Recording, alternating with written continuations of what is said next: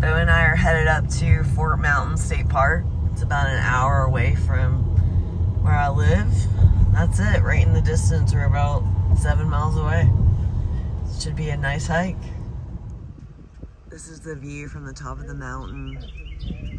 It's absolutely gorgeous. Videos can't do this stuff justice. You just have to come out and see it for yourself. So pretty.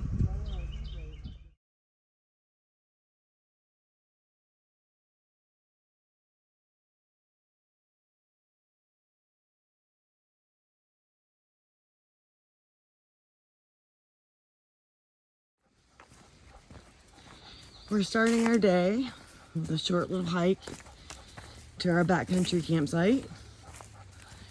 But it's beautiful.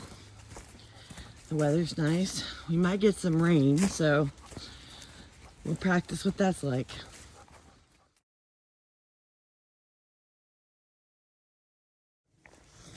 So I'm wearing my new pack.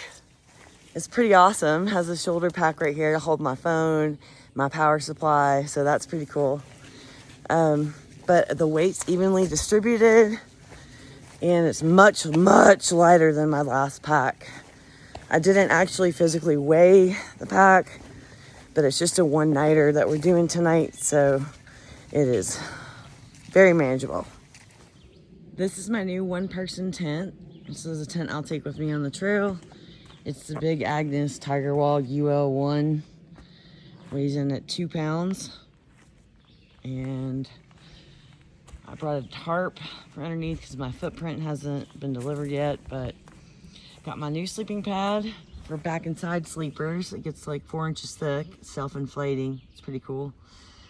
And hopefully there's enough room for Bo down here at the foot of the bed. Right, Bo?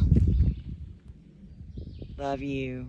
So Fort Mountain is really, has an active bear population, so you have to be really careful with what you do. So I just took out all my food and Bo's food and hung it in my bear bag up in the tree, far away from my campsite. So it's very important.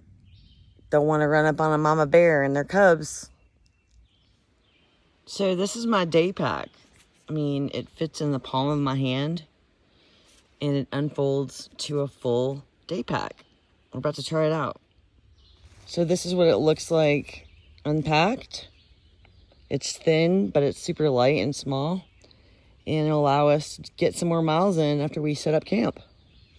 Me and Bo. Hey, Bo, ready to get some miles in, buddy? Let's do this. So this is how I stay safe. This is my Garmin InReach Mini 2. It's a satellite device, and it supports updating local weather, messaging, marking waypoints.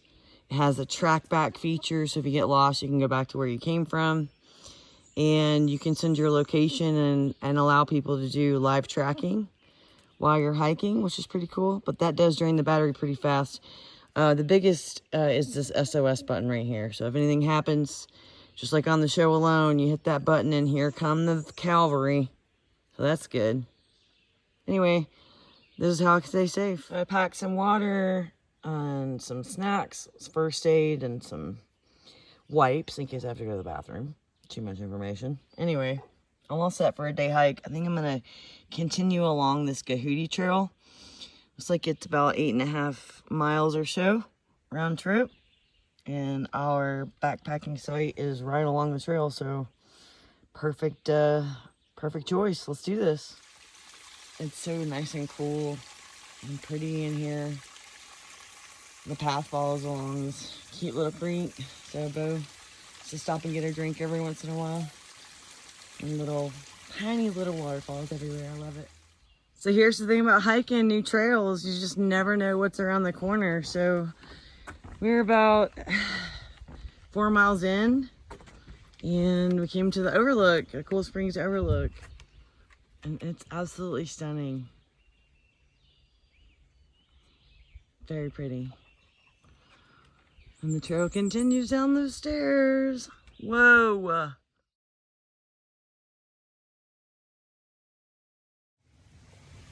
Sometimes I'm just hiking through the woods and then I come into a clearing and the sun shines through on me. And it reminds me of my friend, my late friend Crystal. Just passed away of metastatic breast cancer last October. Hey Crystal. She's just saying hello. I was going through some videos on my phone and I found an old video of when I first learned how to use flint and steel properly. Check it out. Dumb. I was so dumb, but I learned. So I didn't start a fire in the woods because I was doing some things wrong. Number one, this thing right here has a black coating on it that you're supposed to remove before you even try it. Didn't know that. So that's number one. Number two, I was doing it way too fast and crazy. You don't have to do it fast. You just have to have really good pressure on it. And most of all, you have to have tinder that is dry and ready. So I'm going to use for this experiment some Kleenex. I'm going to just kind of rip them up a little bit, make sure they're plenty ready to receive the spark. And I'm just going to take my striker and I'm going to just hold pressure on it and slide it down. Voila. There you go. Learn something new every day. Today it was this for me.